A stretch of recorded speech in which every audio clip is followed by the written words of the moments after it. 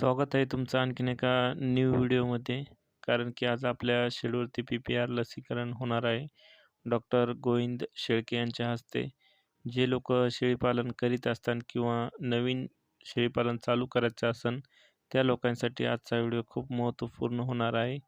कारण की या व्हिडिओमध्ये पी-पी-आर लसीकरणाविषयी संपूर्ण माहिती सांगणार आहे, की पी-पी-आर लसीकरण कोणत्या महिन्यामध्ये खरी वेळ कोणती आहे? पी-पी-आर लस कोणत्या शेळ्याला दिली पाहिजे? किती महिन्याच्या पिल्लाला दिली पाहिजे? पी-पी-आर लस पी-पी-आर रोगाचे लक्षणं कोणते आहे? पी-पी-आर लस शेळ्यामध्ये का देणे गरजेचं आहे?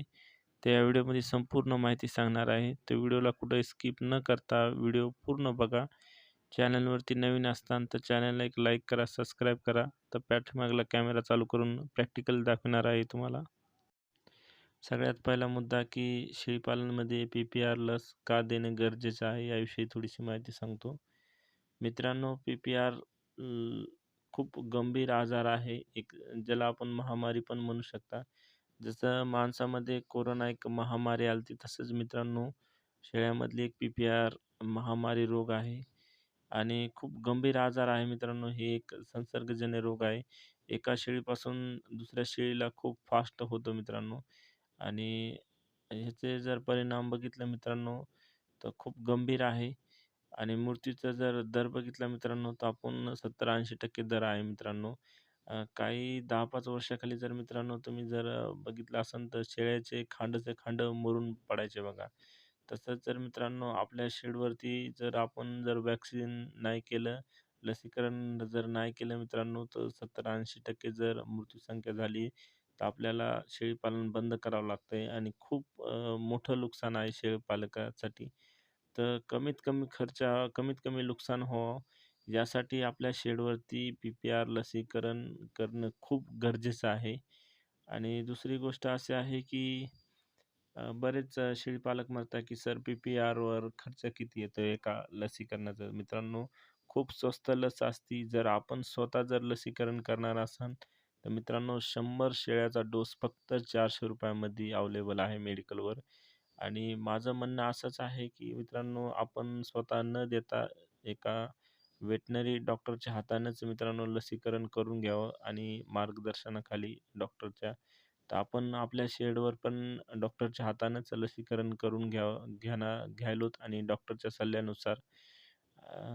दुसरा मुद्दा असा आहे की जे पी-पी-आर जर रोग आहे त्याविषयी जे लक्षणं आहेत त्याविषयी थोडीशी माहिती सांगतो पी-पी-आर लक्षणाविषयी. तर सगळ्यात पहिलं लक्षण शेळीमध्ये दिसतं मित्रांनो, एकदम शेळीला हाय टेम्परेचर येणे, 107, 106 पॉइंट ताप येणे. दुसरं असं आहे की शेळीच्या तोंडात सगळे तोंडात फोडं येणे किंवा तोंडातलं येणे. तिसरं लक्षण असं आहे की शेळीला एकदम संडास पातळ होणे, संडासमध्ये घाण वास येणे.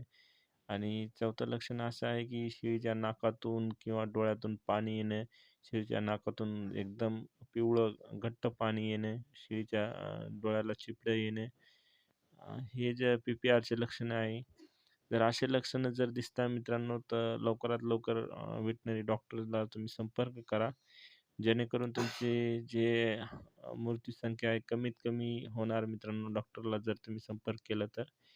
आणि जर दुसरं पी-पी-आरचं खरी व्हॅक्सिन करण्याची वेळ मित्रांनो, जून महिन्यात पण तुम्ही करू शकता किंवा सप्टेंबर महिन्यामध्ये पण तुम्ही व्हॅक्सिन करू शकता शेळ्यांना. आणि तिसरा मुद्दा असा आहे की मित्रांनो, अं, सगळ्यांना व्हॅक्सिन आपल्या शेडवरती करून घ्यावे. कारण की महामारी जर आली मित्रांनो, तर खूप मोठं नुकसान होईल. त्यासाठी सगळ्यांना आपली आपली व्हॅक्सिन करून घ्यावं. तर व्हिडिओ जर आवडला असेल तर मित्रांनो, एक व्हिडिओला लाईक करा. चॅनलवर आपल्या नवीन असाल तर चॅनलला सबस्क्राईब करा. दुसरी गोष्ट अशी आहे की हे व्हिडिओ आपण एक सप्टेंबर महिन्यामध्ये शूट केला होता. पण काही अडचणीमुळं आपण व्हिडिओ टाकला नाही. तर आपण आता डिसेंबर महिन्यामध्ये व्हिडिओ अपलोड करायला. तर खूप जणांचे कमेंट येतात की सर तुम्ही तर डिसेंबर महिन्यामध्ये लसीकरण केलं ना, आम्हाला सांगता की जून महिन्यामध्ये, सप्टेंबर महिन्यामध्ये का लसीकरण करा. तर आपण सप्टेंबर महिन्यामध्येच लसीकरण केलेलं आहे.